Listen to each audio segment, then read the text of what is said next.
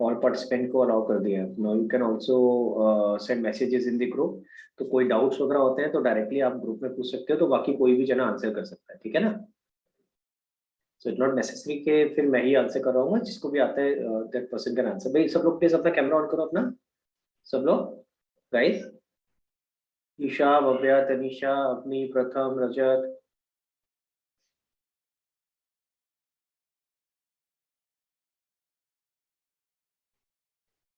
अग्नि is here, right.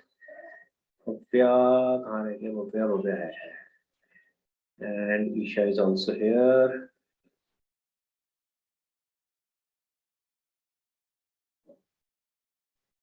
is not here.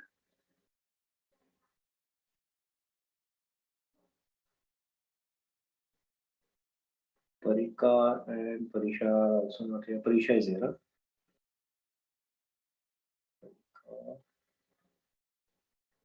Pratham is here.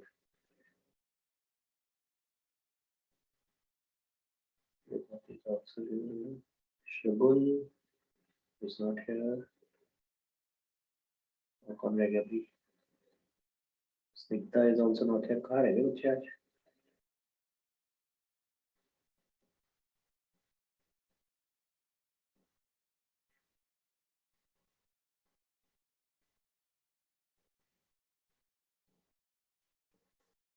तो Isha please बेटा camera on करो। हाँ ईशा आप भी ऑन करो बेटा।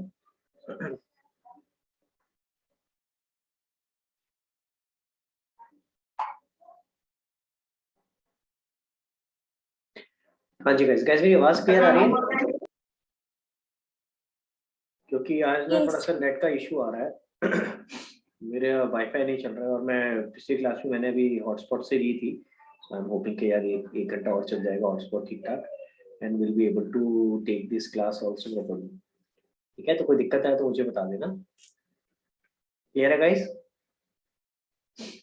हाँ जी, तो गाइस आगे बढ़ने से पहले आप लोगों को कोई डाउट्स, जो हमने फाइनेंशियल स्टेटमेंट विद एडजस्टमेंट्स खत्म किया है उसके अंदर, अगर डाउट है कोई तो प्लीज रेज योर हैंड। आपको मैंने होमवर्क क्या क्या बोला था निशाद, क्या क्या होमवर्क बताया था बेटा लास्ट क्लास में?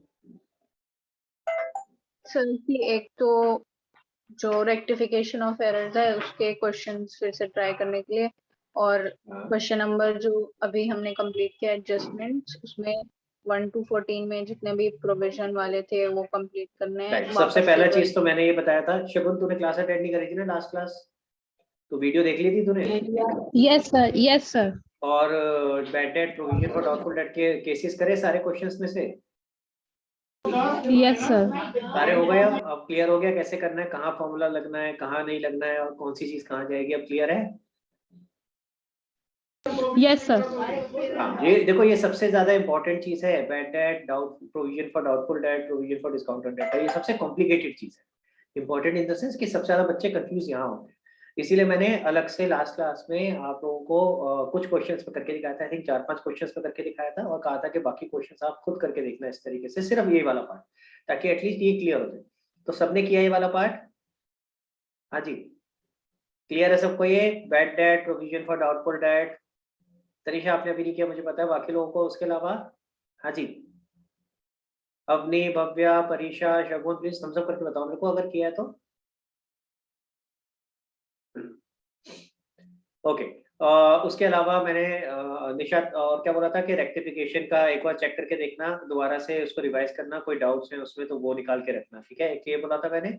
और आप लोगों के साथ मुझे रेक्टिफिकेशन और बिल ऑफ एक्सचेंज वाला जो टेस्ट लिया था उसके क्वेश्चंस भी एक बार डिस्कस करने हैं कि वहां भी कहाँ कहाँ डाउट है, कहाँ गलतियां हुई हैं, राइट? वो काम करना है अभी। और कुछ होमवर्क बोला था क्या? बस खत्म? तो दो ही चीजें बोली थी।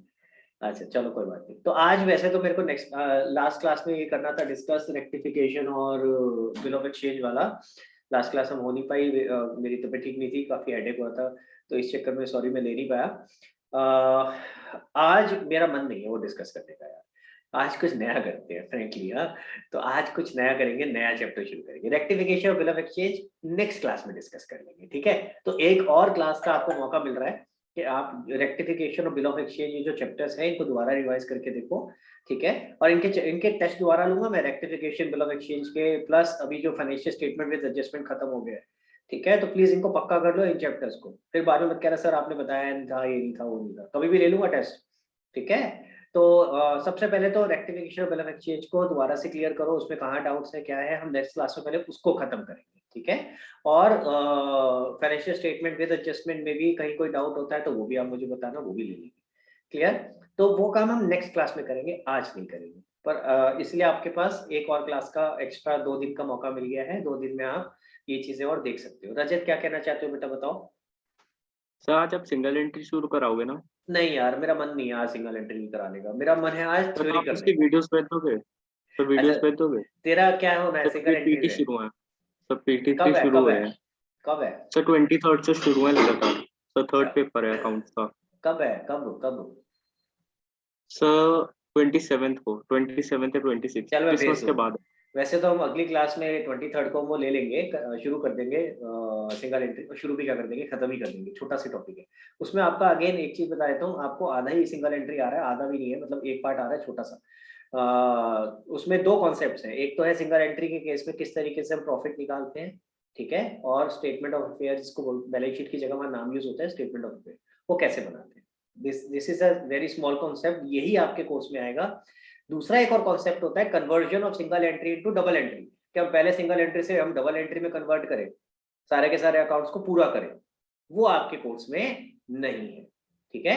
और अच्छी बात है वो नहीं है तो, क्योंकि वो कॉम्प्लिकेटेड वाला पार्ट है, ठीक है। वो कॉम्प्लिकेटेड वाला पार्ट था, उसको समझने में काफी टाइम लगता है और मुश्किल आती है, तो इसलिए अच्छी बात है वो हमारे कोर्स में नहीं है, तो आप बच गए उसके लिए, ठीक है। तो रजत जो जो ये एक पार्ट है ना, ये बहुत छोटा सा है, तो मैं आपको वीडियो भेज दूंगा, आप देख लेना, कोई डाउट आए तो मुझसे पूछ लेना, बाकी हम इसको नेक्स्ट क्लास में कवर अप करेंगे, ठीक है। आज ओके सर। मैं जो कराना चाहता हूँ वो है कंप्यूटर्स इन अकाउंटिंग, ठीक है। आज मैं ज्यादा स्ट्रेस नहीं लेना चाहता, आज मैं आसान सा चैप्टर उठाना चाहता हूँ, जो कि आपको ऑलरेडी चीजें काफी हद तक आती होंगी।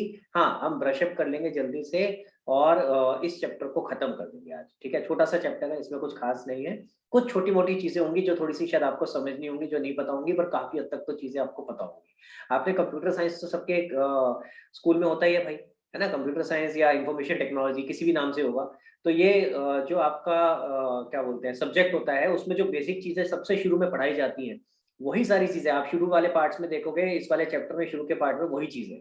तो आधा चैप्टर तो आप ऑलरेडी आपको पता ही होगा, आप कहोगे यार ये तो मेरे को आता है, मैं I am just running through, I am just brushing through. हाँ, बाकी आधा चैप्टर होगा जो थोड़ा सा आपके लिए नया होगा, उसमें कुछ नई चीजें होंगी जो मैं आपको बताऊंगा कैसे है क्या है, ठीक है। तो मैं चाहूंगा आज मेरे साथ कोई एक जना डिस्कशन करे, बताओ कौन करना चाहेगा, जल्दी से हैंड रेस करो। ओके हाँ जी निशाद, चलो निशाद के साथ करते हैं, निशाद ने हैंड रेस किया हुआ है। निशाद अनम्यूट कर ले बेटा अपने आप को। Yes sir. हाँ जी चलो, तो आज हम चैप्टर कर रहे हैं कंप्यूटर्स इन अकाउंटिंग। देखो भैया, ठीक है। अब कंप्यूटर्स इन अकाउंटिंग में पहले तो कंप्यूटर्स के बारे में ही बता रखा कि कंप्यूटर्स होते क्या है। बाय द वे आपके कितने चैप्टर रह गए हैं, पहले तो एक चीज और कर लेते हैं। निशाद कितने चैप्टर रह गए बेटा? सर 3 चैप्टर रहते हैं अभी। जरा बताइए 3 कौन कौन से इसको रहते हैं? Accounts from incomplete record single entry system और राइट, अकाउंटिंग सॉफ्टवेयर टैली। ये मैं नहीं कराऊंगा अकाउंटिंग सॉफ्टवेयर टैली क्यों नहीं कराऊंगा, क्योंकि ये प्रैक्टिकल है, खोल के देख जरा, तेरे को बुक में हाँ मिलेगा ही नहीं, ठीक है। तो ये है क्या, एक्चुअली आपका लैब प्रोजेक्ट है बेटा। लैब में जो आप सीखते हो ना कि प्रैक्टिकली टैली को कैसे चलाते हैं, ठीक है। तो वो है, अगर क्या नाम है आप कहोगे समझना होगा तो मैं फिर मेरे को टैली इंस्टॉल करना पड़ेगा इसके अंदर, अभी तो फिलहाल नहीं है, मैं समझा दूंगा आपको एक दिन लगा करके। कुछ नहीं है उसके अंदर, मेन वो है क्या चैप्टर, एक्चुअली वो प्रैक्टिकल एस्पेक्ट है कि टैली जो सॉफ्टवेयर है अकाउंटिंग का, उसके अंदर एक नया अकाउंट कैसे क्रिएट करते हैं, कंपनी कैसे क्रिएट करते हैं, कुछ चीज अगर आपको यू नो एंट्री करनी है तो कैसे करनी है, कुछ अगर आपको डिस्प्ले करना है तो वो कैसे करोगे, तो वो सारी चीजें हैं, ठीक है। तो वो टैली सॉफ्टवेयर का पार्ट है, तो वो आपका उसमें कुछ हमें अलग से थ्योरी या कोई प्रैक्टिकल यहाँ पे ऐसे अलग से नहीं समझ। तो इफेक्टिवली आपके 2 चैप्टर रहते हैं। 2 चैप्टर कौन से हैं? सिंगल एंट्री सिस्टम और ये कंप्यूटर्स इन अकाउंटिंग, ठीक है। तो आज कंप्यूटर्स इन अकाउंटिंग करा दूंगा, अगली क्लास में सिंगल एंट्री करा दूंगा, खत्म, बल्ले बल्ले खत्म भाई। हाँ, 11th की अकाउंटिंग खत्म। तो फिर उसके बाद बस क्या होगा उसके बाद पता है शायद क्या होगा यार, क्या होता है फिर जब चैप्टर खत्म होते हैं तो पता होना चाहिए सर वो तेरे को। तो स्कूल की पढ़ाई होगी तब तक, अभी स्कूल वाले तो पीछे ही चल रहे हैं। नहीं तो अरे हम क्या करेंगे जब चैप्टर खत्म हो जाएंगे तो टेस्ट। टेस्ट लेंगे ऑब्वियसली। जब चैप्टर खत्म होगा, खाली हो जाएंगे तो क्या करें, खाली थोड़ा बैठेंगे, तो टेस्ट लेंगे फिर, है ना। तो भैया तैयारी कर लेना, इसीलिए बोल रहा हूँ। रेक्टिफिकेशन और बिल ऑफ एक्सचेंज का भी दोबारा से टेस्ट लूंगा, प्लस जो आपका फाइनेंशियल स्टेटमेंट विद एडजस्टमेंट है, ये विद एडजस्टमेंट ही लूंगा, ठीक है। विदाउट एडजस्टमेंट लेने का कोई फायदा नहीं है, क्योंकि उसके अंदर आपका विद एडजस्टमेंट में सारी चीजें कवर हो जाएंगी। एडजस्टमेंट ही मेन है जो अपने को सीखनी है, ठीक है, क्लियर। तो उसका टेस्ट ले, चलो तो आज खत्म करते हैं। क्या है भाई चैप्टर का नाम, कंप्यूटर्स इन अकाउंटिंग। तो मतलब क्या है कि आप अकाउंटिंग जब करते हो, ठीक है, अकाउंटिंग क्या होता था, प्रैक्टिकल इंप्लीमेंटेशन ऑफ अकाउंटेंसी। जो आप अकाउंटेंसी सीख रहे हो उसको प्रैक्टिकली जब इंप्लीमेंट करोगे तो कंप्यूटर्स का उसके अंदर क्या रोल है, ठीक है, कंप्यूटर्स उसमें कैसे हेल्प करेंगे, क्लियर। तो सबसे पहले तो आपको कंप्यूटर के बारे में बता रखा है। देखो कुछ कुछ इंपॉर्टेंट चीजें मैंने हाईलाइट कर रखी है, तो आप उसी पे फोकस करना। क्या लिखा हुआ है भाई, और अपने पास बुक है तो बुक में भी हाईलाइट करते रहना, इजी रहेगा आपके लिए, बाद में रिवाइज करना आसान हो जाएगा कि कीवर्ड्स क्या है और इंपॉर्टेंट चीजें क्या है जिनको अपने को याद करना है, ठीक है। तो अगर आप कंप्यूटर पढ़ो तो क्या लिखा है, computer is a data processor, ठीक है, that can perform substantial computation. पहले यहीं तक पढ़ते हैं।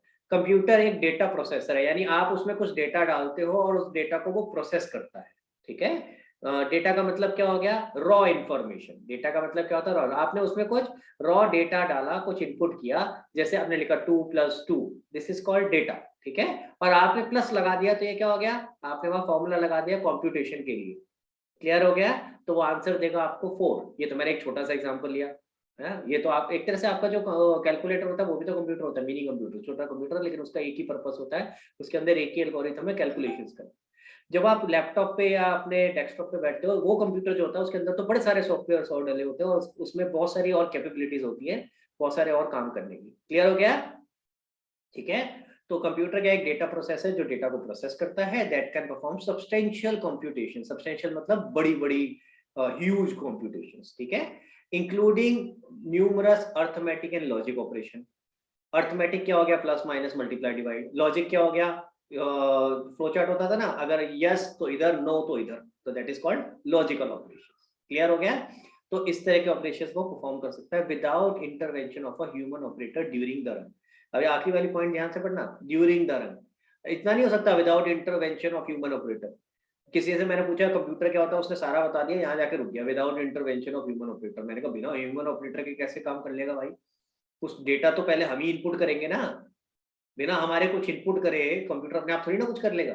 आगे वाली लाइन इंपॉर्टेंट है, ड्यूरिंग द रन, यानी जब वो कैलकुलेशंस कंप्यूटेशन जो भी कुछ कर रहा है उसके लिए ह्यूमन की जरूरत नहीं है।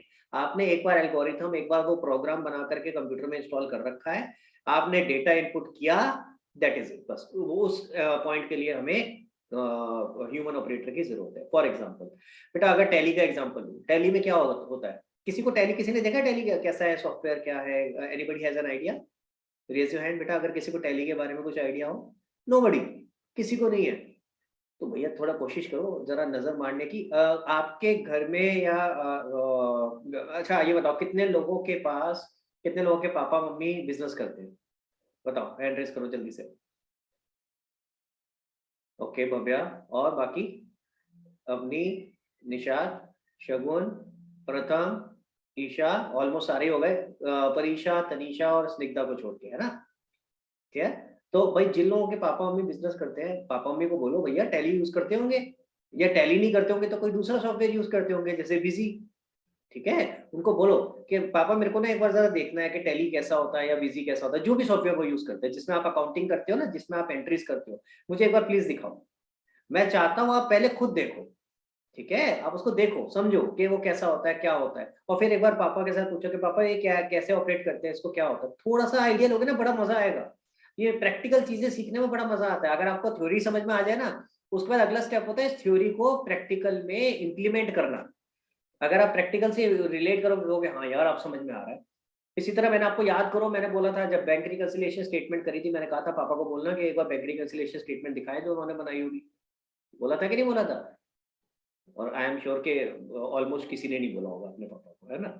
क्यों परेशान करना पापा को, है ना भैया।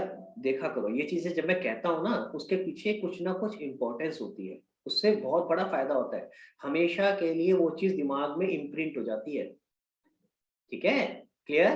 तो प्लीज मैं फिर से रिपीट कर रहा हूँ, अपने फादर मदर से कहना कि एक बार वो दिखाएं कि किस तरीके का सॉफ्टवेयर है, इसके अंदर कैसे एंट्री होती है, क्या होता है, थोड़ा सा आइडिया लो, मजा आता है इन चीजों को समझने में। और अभी समझोगे तो साथ के साथ रिलेट करोगे और अच्छा लगेगा। ठीक है, क्लियर है गाइस सब लोग। भाई जिन लोगों के फादर मदर क्या नाम है, जिनके जिनके हैं बिजनेस में, तो उनके पास पक्का कोई ना कोई सॉफ्टवेयर वो यूज कर रहे होंगे, जो भी कर रहे होंगे उनसे पूछना कौन सा कर रहे हैं, वो समझ। जरूरी नहीं है कि टैली ही हो, बिजी हो, जो भी हो।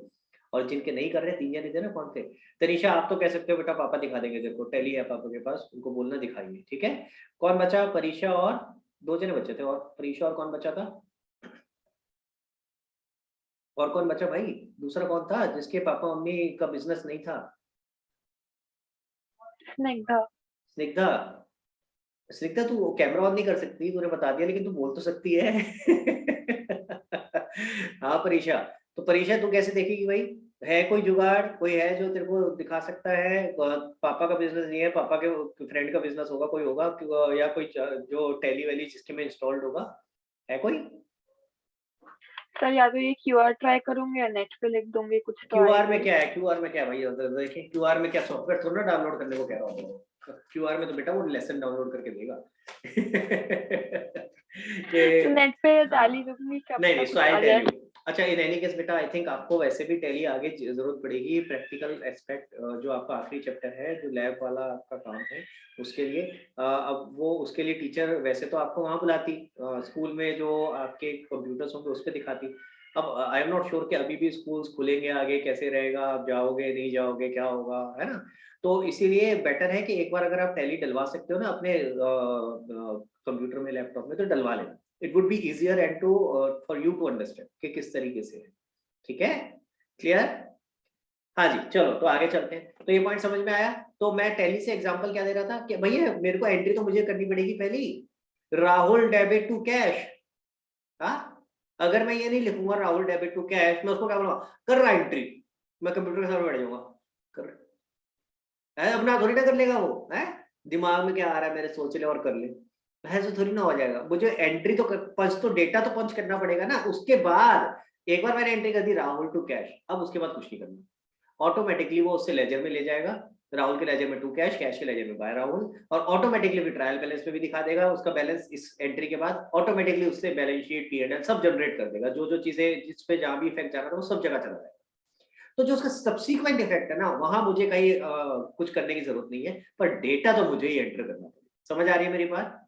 क्लियर हो गया? चल सकते हैं आगे। चलो एलिमेंट्स क्या क्या होते हैं? अरे बड़े आसान है, हार्डवेयर, सॉफ्टवेयर, ह्यूमनवेयर।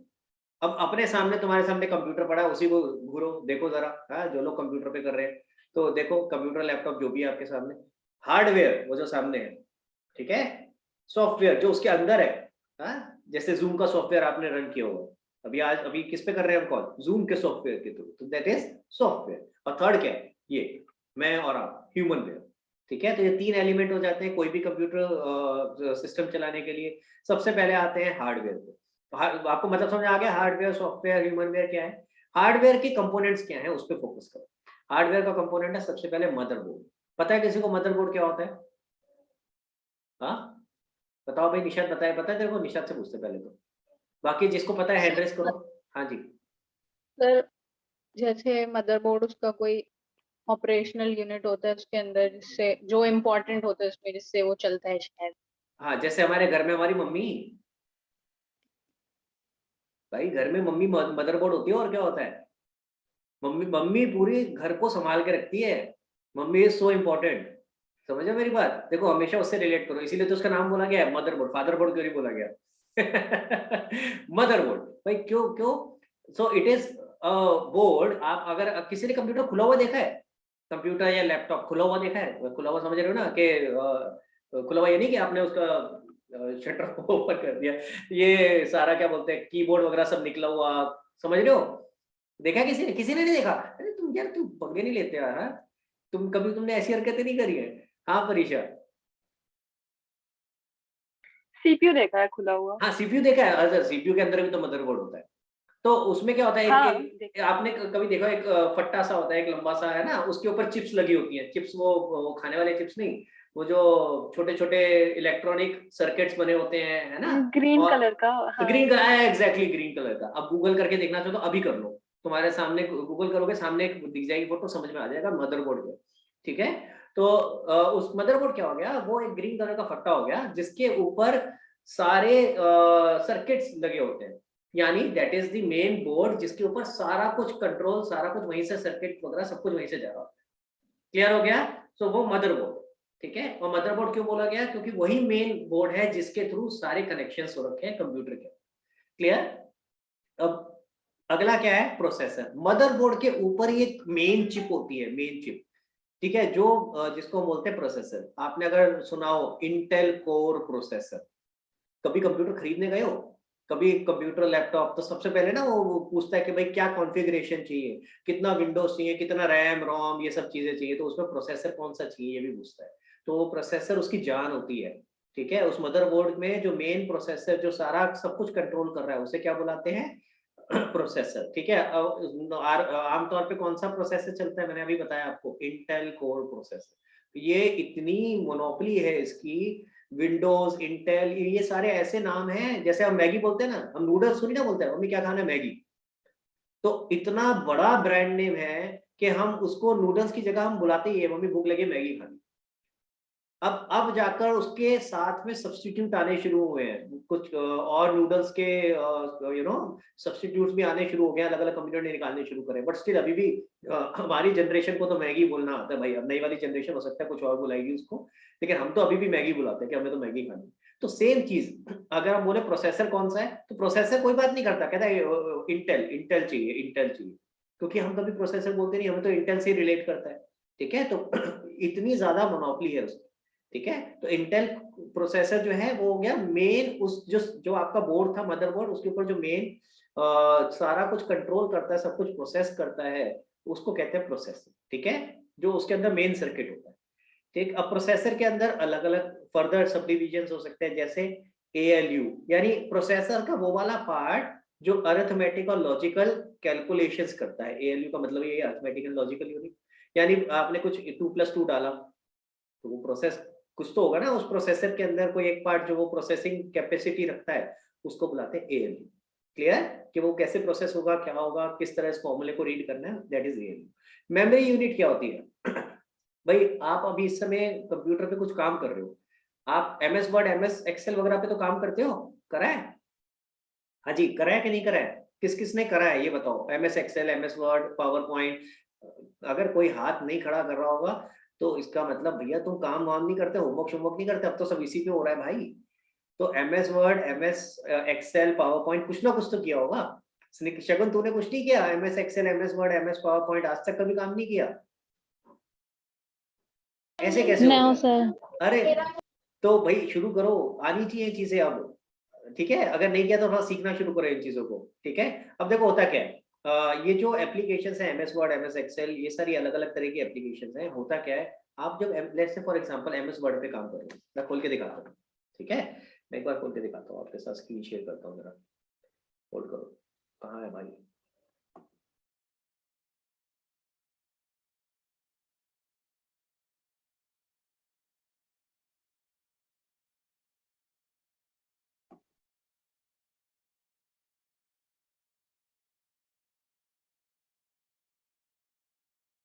अरे यार, मेरे इस वाले सिस्टम में मैंने डिसेबल किया हुआ, सॉरी, इसमें नहीं खुलेगा अभी। हाँ अभी नहीं खुलेगा, सॉरी, मैं इस वाले में नहीं खोल सकता, क्योंकि मैंने ना इसमें कुछ कंट्रोल्स लिमिटेड रखे हुए हैं, तो इसमें मैंने MS वर्ड वगैरह डिसेबल किया हुआ है, इसमें चलेगा नहीं।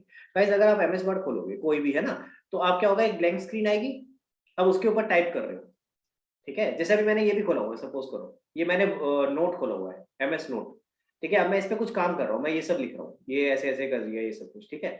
अब ये जो मैं कर रहा हूँ इसके ऊपर, अगर अभी लाइट चली गई और ये बंद हो गया, तो क्या होगा, ये सेव हो जाएगा? बताओ, हाँ बताओ भाई, कितने लोग कहते हैं ये सेव हो जाएगा? अगर अभी लाइट चली गई, जितने लोग कहते हैं सेव हो जाएगा हैंड रेस करो, और जो लोग कहते हैं सेव नहीं होगा वो थम्स अप करके बताओ।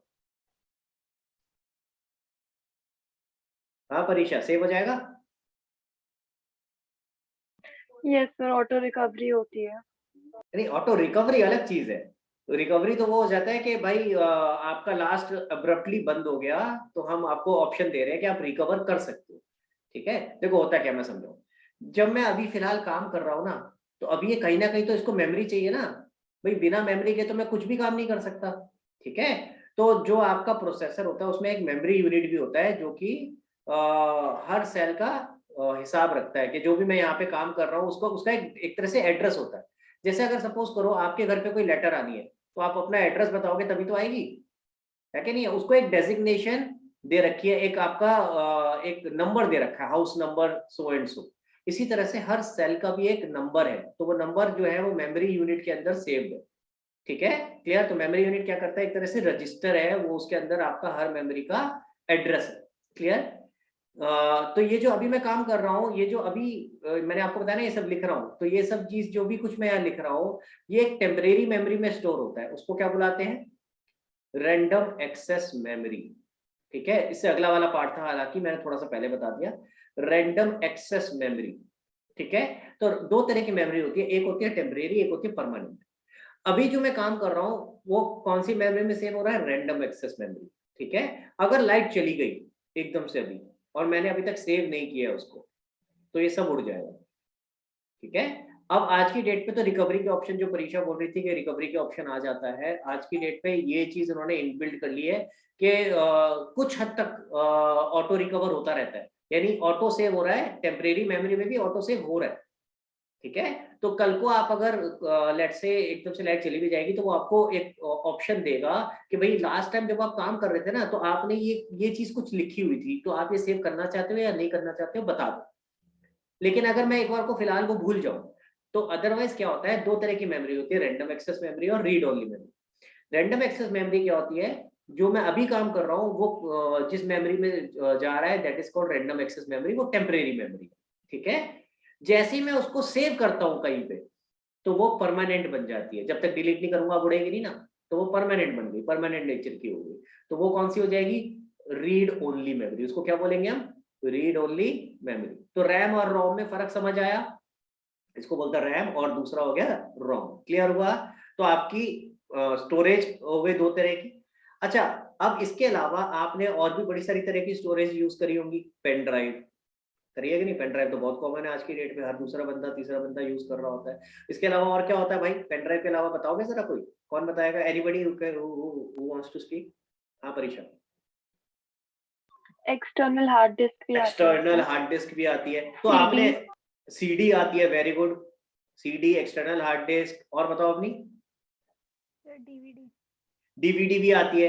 तो गाइस ये सब क्या है? ये एक्स्ट्रा सोर्स है आपको अगर सेव करना है कुछ। तो अपार्ट फ्रॉम जो नॉर्मल आपके स्टोरेज है आपके क्या बोलते हैं लैपटॉप या कंप्यूटर के अंदर, तो जब कंप्यूटर आप खरीदते हो ना तो कंप्यूटर के अंदर ऑलरेडी इनबिल्ट मेमोरी आती है। ठीक है, ऑलरेडी कुछ इनबिल्ट मेमोरी आती है। अभी परीक्षा ने बोला एक्सटर्नल हार्ड डिस्क, तो जो इंटरनल होती है, जो इंटरनली जो मेमोरी इनबिल्ट है उसे क्या बोलते हैं? Internal hard disk. यानी वो हार्ड डिस्क आपके इंटरनली कंप्यूटर के अंदर ऑलरेडी लगी हुई है। जो आप एक्सटर्नली लेके आते हो उसी तरह की हार्ड डिस्क एक इंटरनली लगी होती है। समझ आ रहा है मेरी बात? क्लियर है? तो जब आप सेव करते हो ना किसी भी चीज को, डॉक्यूमेंट को, तो वो उस हार्ड डिस्क पे जाके सेव होता है। ठीक है, अब कई बार क्या होता है, हमें कोई डेटा पोर्ट करना है, एक कंप्यूटर से दूसरे कंप्यूटर में लेके जाना है, या हमारे कंप्यूटर की जो लिमिट है जो सेव करने की, जो हार्ड डिस्क है उसकी कैपेसिटी पूरी हो चुकी है, तो ऐसे केस में हम क्या करते हैं? एक्सटर्नल हार्ड डिस्क का यूज करते हैं, या फिर पेन ड्राइव का यूज करते हैं, इस तरह की चीजों का यूज करते हैं, या सीडी या डीवीडी का यूज करते हैं। क्लियर हुई मेरी बात? तो ये एक्सटर्नल सोर्सेज हो गए जिनको आप अलग से कंप्यूटर या लैपटॉप में जोड़ करके अपने डेटा को सेव कर सकते हो। क्लियर हो गया? इसको क्या बुलाते हैं? Secondary storage device. भाई आप कर क्या रहे हो? डेटा को स्टोर कर रहे हो, पर हाँ क्योंकि कंप्यूटर के बाहर कर रहे हो इसलिए सेकेंडरी है। क्लियर हो गया गाइस? समझ आया? ठीक, अब इसके अंदर क्या क्या चीजें हो सकती है? तीन तरह का इसका बाइफिकेशन है। ऑनलाइन स्टोरेज मीडिया, जिसके अंदर क्या है, जो आपके ये तो आपका उसी का पार्ट है, कंप्यूटर का ही पार्ट, जिसमें हम क्या बोल रहे हैं, कंप्यूटर के अंदर जो इंटरनल हार्ड डिस्क है, क्लियर? उसको क्या बुलाते हैं? Online storage media. इसके अलावा अगला क्या है? नियर लाइन स्टोरेज डिवाइस, यानी उससे लगता हुआ, नियर लाइन का मतलब हो गया उसमें अटैच जो कर रहे हो आप इमीडिएटली उसके बराबर में जो है, तो आप अटैच क्या करते हो? जैसे अभी हमने बात करी क्या बोलते हैं, एक आता है, एक पहले आता था मैग्नेटिक टेप, वो परमानेंट, आप उसको अलग से साइड में अटैच कर लेते थे, ठीक है, आपको पता नहीं होगा, वो बहुत पहले की चीज है, मैंने भी इनफैक्ट नहीं देखी है। तो पहले आता था ये मैग्नेटिक टेप, तो उसको आप उसके साथ में जोड़ देते थे, तो चाहे हालांकि वो था उससे बाहर, क्या बोलते हैं, आपके लैपटॉप या कंप्यूटर के बाहर था, लेकिन वो एक तरह से आप लगा के छोड़ देते थे कि हाँ भाई जो भी डेटा है इसमें साथ के साथ मैं ट्रांसफर कर सकता हूँ। तो एक तरह से वो परमानेंट और जो आपका कंप्यूटर के अंदर जो हार्ड डिस्क है और जो बाहर है उसका दोनों का काम यूज करते हो। क्लियर हो गया? ठीक है, दोनों की तरह ही वो काम आ सकती थी। और तीसरा हो गया ऑफलाइन स्टोरेज। ऑफलाइन का मतलब हो गया जिसमें आपने स्टोर किया और उसको साइड में लेके चले गए, कहीं भी रख लिया। तो तीनों में फर्क क्या हुआ? ऑनलाइन हुआ जो आपकी इनबिल्ट है, नियर लाइन स्टोरेज का मतलब इनबिल्ट तो नहीं थी लेकिन हमने लगा दी और अब वो उसी के साथ लगी हुई रहेगी, ठीक है। और तीसरी हो गई ऑफलाइन, जिसको आप लगा के कहीं भी कभी भी निकाल के ले जा सकते हो और कहीं भी आप किसी और जगह भी यूज कर सकते हो। तो जो नॉर्मली आप यूज करते हो वो ऑफलाइन स्टोरेज मीडिया में आती है। क्लियर? जिसमें आपने बोला pen drive, external hard disk, CD, ठीक है। क्लियर हो गया? आज की डेट में तो सीडी और डीवीडी ये सब खत्म हो गई, अब तो सब पेन ड्राइव पे चल रहा है ना। अब अगर आप देखोगे पहले इतनी चीजें आती थी। किसी ने फ्लॉपी देखी है? फ्लॉपी डिस्क नहीं देखी होगी, है? देखी हुई है? तो हमारे टाइम पे फ्लॉपी डिस्क होती थी, हमारे टाइम पे होती थी फ्लॉपी डिस्क। परीक्षा ने देखी है? परीक्षा कैसी होती थी? वैसी सीडी जैसी होती पर काफी केस्ड होती थी वो। हाँ, वो क्या होती थी, एक प्लास्टिक के उसमें होती थी कवर में, और उसके अंदर एक मैग्नेटिक स्ट्रिप होती थी, उसके अंदर होती थी मैग्नेटिक स्ट्रिप। तो वो पहले फ्लॉपी होती थी, फिर सीडी आ गई, फिर डीवीडी आ गई। अब ये सब खत्म हो गया, क्या आ गया? पेन ड्राइव आ गया।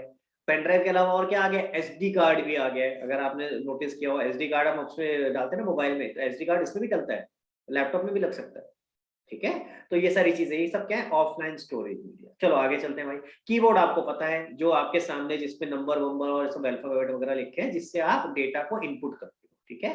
Sound card and speaker. अब आप ध्यान से समझना इस बात को।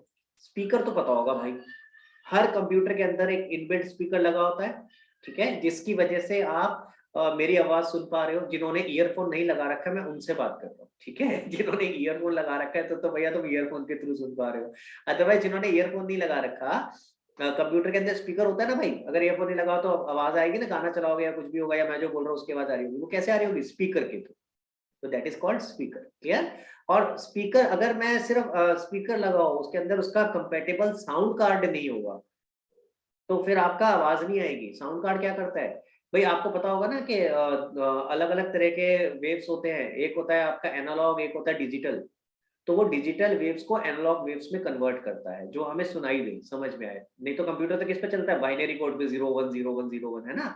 तो वो उसको कन्वर्ट करता है, जो भी सिग्नल उसे मिल रहा है, इनटू एनालॉग, ताकि हम देख पाए। तो आपको सिर्फ ऑडियो सुनने के लिए स्पीकर की जरूरत नहीं है, उसको कन्वर्ट करने के लिए ऑडियो कार्ड भी चाहिए। इसी तरह से वीडियो देखने के लिए आपको सिर्फ मॉनिटर की जरूरत नहीं है, उसके साथ में आपको वीडियो कार्ड भी चाहिए। समझ आ रही है मेरी बात? क्लियर? अगर ये पता था तो अच्छी बात है, नहीं पता था तो मैं बता रहा हूँ। अगला पॉइंट मॉनिटर ही आ गया भाई। मॉनिटर का मतलब क्या है? डिस्प्ले, जिसपे आप, जैसे आप मेरे को देख पा रहे हो, जिसको हम आम तौर पे क्या बुलाते हैं? स्क्रीन। आम भाषा में क्या बोलते हैं? स्क्रीन। भाई मैं स्क्रीन पे देख रहा हूँ आपको, है ना। तो आज की डेट पे तो हम लैपटॉप पे देख रहे होते हैं मोस्टली चीजें। किसी के पास डेस्कटॉप है? हम मोस्टली सब लोग आजकल लैपटॉप पे चल रहे हैं, अदरवाइज डेस्कटॉप है किसी के पास? अगर है तो मैं रिलेट करवाता हूँ आपको, इसलिए पूछ रहा हूँ। है किसी का? हाँ अवनी, डेस्कटॉप है बेटा? तो डेस्कटॉप में क्या होता है? अलग अलग होते हैं ना, कीबोर्ड अलग होता है। लैपटॉप में तो सब कुछ कंबाइंड हो गया, है ना। नहीं तो अदरवाइज क्या होगा? डेस्कटॉप होगा तो कीबोर्ड अलग होगा, एक स्क्रीन जिसको हम क्या बुलाते हैं? मॉनिटर, वो अलग होगा, है ना। और पहले के टाइम पे अगर आपने मॉनिटर देखे हो तो ऐसे बड़े से आते थे, हाँ, बहुत बड़े से मोटे से, मेरे पास भी हुआ करता था। तो ऐसे बड़े से खूब जगह घेरते थे, वो आते थे, फिर उनको पतला कर दिया गया। टीवी भी ऐसे ही आता था, अगर तुमने मॉनिटर नहीं देखा हो तो टीवी भी तो बड़ा आता था। फिर आए एलसीडी, फिर एलसीडी यूज करने में सब घबराते थे कि यार ये महंगा पड़ता है, ले लिया तो पता चला कि अगर खराब हो गया तो किसी ने अफवाह फैलाई थी ये बहुत उस समय, मुझे याद है जब ये नया नया आया था, कि अगर खराब हो गया ना तो ये सही नहीं होगा और फिर इतना खर्चा दोबारा हो जाएगा। तो हम भी घबराते थे लेने से कि पता नहीं भाई ले या नहीं ले, कहीं ऐसा ना हो जाए कि हमने ले लिया और उसके बाद फिर लेने के देने पड़ जाए। हाँ, लेकिन ऐसा कुछ नहीं है, सब चलता है। और नई टेक्नोलॉजी कुछ भी आती है तो ये चीजें होती है।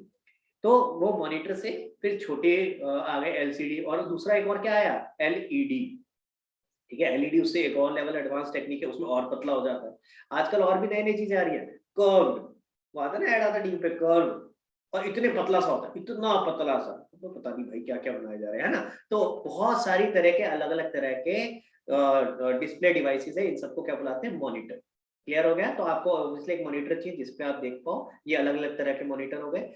जो पुराने टाइम पे बड़ा वाला आता था उसको क्या बुलाते हैं, सीआरटी मॉनिटर, उसको बुलाते थे सीआरटी मॉनिटर। ठीक है। अच्छा, अब आते हैं प्रिंटर पे। भैया आप हम बात कर रहे हैं, उसके लिए हमने बात करी, हमें साउंड कार्ड की जरूरत है, देख पाए उसके लिए हमें मॉनिटर की जरूरत है। अब अगर कोई डेटा आपके स्क्रीन पे है और आप चाहते हो उसको पेपर पे लाना, तो क्या करोगे, प्रिंट करना पड़ेगा। प्रिंट कैसे करोगे, प्रिंटर चाहिए। अब प्रिंटर कितने तरह के होते हैं, प्रिंटर आपके दो तरीके के होते हैं, impact printer and non impact printer. Impact क्या होता है, दिस इज इम्पैक्ट, यानी टच हो रहा है किसी चीज से। ठीक है, तो जो प्रिंटर पेपर पे इम्पैक्ट क्रिएट कर रहा है, टच कर रहा है, उसको बुलाते हैं इम्पैक्ट प्रिंटर। तो कुछ प्रिंटर जो खास करके ये अब कम हो गए, पहले आते थे डॉट मैट्रिक्स प्रिंटर। अगर कभी आप पुराने उसमें जाओगे ना किसी सरकारी बैंक में, तो उसमें ऐसे ऐसे वाले प्रिंटर होते थे, जैसे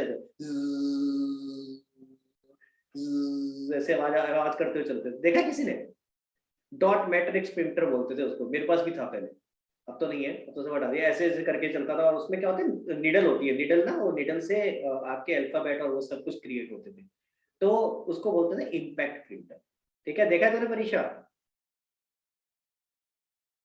सर अपोलो फार्मेसी पे वो लोग उसी से ही प्रिंट कर रहे होते हैं। हाँ, वेरी गुड। अभी भी फार्मेसी पे बहुत सारी जगहों पे वही वाला प्रिंटर चल रहा होता है, क्योंकि उनको जरूरत, पता है क्या, क्यों नहीं चल रहा होता दूसरा, उनका प्रिंट होता ही कितना है, उनको एक आधा बिल वही प्रिंट करने होते हैं, तो इसलिए नॉर्मली ऐसी जगहों पे आपको नए प्रिंटर नहीं मिलते। हाँ, जो नई फार्मेसी खुली होगी उसमें होंगे, जो पुराने होंगे ना दुकानें इस तरह की, उन पर अभी भी चल रहे होंगे। हाँ जी, तो उसको बोलते हैं इम्पैक्ट प्रिंटर। और दूसरा कौन सा होता है, नॉन इम्पैक्ट प्रिंटर, जैसे लेजर प्रिंटर। लेजर प्रिंटर कौन सा हो गया, जिसके अंदर लेजर बीम से आपके प्रिंटिंग होती है। किसी को पता है लेजर बीम से प्रिंटिंग कैसे होती है, बड़ा इंटरेस्टिंग है, ये सारी चीजें बड़ी इंटरेस्टिंग होती है। कभी आज के डेट में तो आप लोगों के साथ एक फायदा है कि आपकी जनरेशन में ये सारी चीजें अवेलेबल है as information on YouTube and Google. हमारे टाइम पे इतनी नहीं होती थी भाई। कोई भी इंक्विजिटिवनेस हो रही हो ना अंदर, यार ये कैसे होता है। मैं फॉर एग्जांपल एक, सॉरी मैं थोड़ा ऑफ टॉपिक जा रहा हूँ, मेरे साथ बड़ा होता था, मैंने कहा यार ये ब्रिज क्रिएट कैसे होता है, जैसे वो करते हैं ना फ्लाईओवर क्रिएट करते हैं, करते कैसे होंगे यार, ये ऊपर कैसे, इसके ऊपर कैसे आता होगा, या इसको एक्सटेंड कैसे करते होंगे। समझ रहे हो मेरी बात। तो मेरे अंदर बड़ा वो क्यूरियोसिटी होती थी, तो मैंने एक दिन बैठ करके ना यूट्यूब पे गूगल उस पे करके देखा कि भाई how these flyovers are constructed. बड़ा मजा आया देख के यार कि किस तरह की मशीन्स होती हैं। तो बड़ी अलग अलग टेक्निक्स होती है इसकी भी, मतलब एक तरीका नहीं है, तीन चार तरीके हैं, अलग अलग तरीके से बनाया जा सकता है। तो बड़ा मजा आया। और उसके बाद एक और मजेदार चीज आपको बता रहा हूँ, जब भी मौका मिले ना तो देखना जरूर। आप लोगों को पता है कि दुबई अपना रेवेन्यू कहाँ से अर्न करता है। हाँ जी, ईशा, स्निग्धा, परीक्षा, अपना अपना कैमरा ऑन करो प्लीज। स्निग्धा आपने तो मना किया था, प्रॉब्लम है, बाकी लोग तो करो भाई। हाँ जी, आपको पता है दुबई अपना सबसे ज्यादा रेवेन्यू कहाँ से अर्न करता है, या करता था पहले, कहाँ से करता था, आज की डेट पे थोड़ा चेंज हो गया है। हाँ जी, हाँ निशाद बताओ बेटा।